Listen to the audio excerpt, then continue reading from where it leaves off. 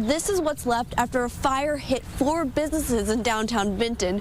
You can see that Fisher Law Firm and the Benton County Title Company are still standing, but if you just take a look next door, all that's left of Klingman Pharmacy and Michael and Down Furniture Store is nothing but debris and rubble. It's still very much an active investigation right now. In fact, if you take a look behind me, you'll see it is the 3rd day that volunteers will be searching for 16-year-old Jake Wilson. This is as close as police are allowing us to get to the scene. That's probably some of the worst damage we've seen in Kalmar this morning. We had the chance to catch up with 2 brothers. They're twins from the Korean War, and the Ideal Social was no exception. In fact, if you walk through these doors, one of the unique things you'll see are these old murals. Reporting live in Cedar Rapids as I try to score again. I got it! Look at that! Alicia Tarancon, KCRG, TV9 News. Well, Chris, 20 team captains are out right now leading their search teams on buses, ATVs, and by foot. They're checking ditches and culverts and basically looking for any place that Jake Wilson may be. Now, earlier this morning, we watched a morning briefing as law enforcement thanked everyone for coming out to help search. They kicked off the search by heading into the outskirts of LaPorte City. The morning briefing was shorter today, but still, the room was filled with a lot of new faces. Some volunteers even shared a special connection with Wilson. Jake is actually he goes to CF. We have a really nice special needs program there, so I mean, we've seen him get bussed over and stuff, and I mean, you know, day 4 and they were asking for more people, and we thought it'd be time to come out and do something. Jake is pretty important to all of us, all of the school, everyone. He's an impact. As of 9 this morning, they've had about 250 volunteers check in. It's less than yesterday morning, but law enforcement still expects more people to help join the search as the day goes on. Now, again, authorities say they aren't treating this as a criminal investigation, but multiple agencies, including the Iowa DCI and FBI, are assisting in the search. Again, law enforcement is still asking for more volunteers to come out here and help, and they are having a special press conference that'll be starting today at 11:45. I'm reporting live in LaPorte City, Alicia Tarancon, KCRG, TV9 News. Do police have any information about, say, suspecting foul play in this man's death?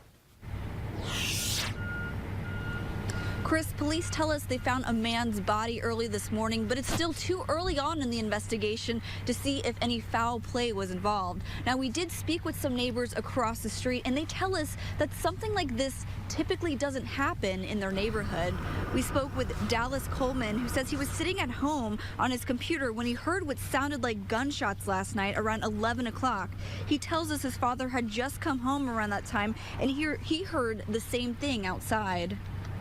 Then this morning we wake up and the cops are here, and somebody's dead in an alley, like just right across from our street. It's kind of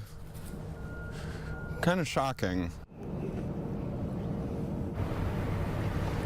Now, Chris, when we first got to the scene, police had just blocked off part of the alleyway, and investigators were interviewing neighbors. Now, police say this is an active investigation, and we will update you with the latest information once we get it. I'm reporting live in Cedar Rapids, Alicia Tarancon, KCRG, TV9 News.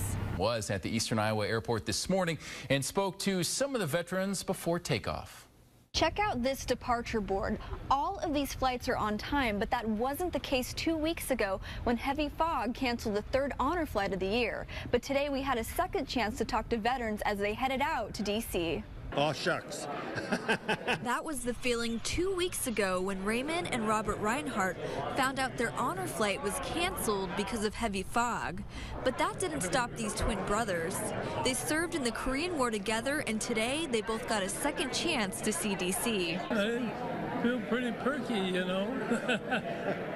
We are excited about the things that we're going to see. They're joining other veterans like Tony Monzo, who didn't know when they would get another shot at an honor flight until they got some good news about a week ago. I felt good when I got they called me up over there. They're going to reschedule. Oh, I feel like $1 million.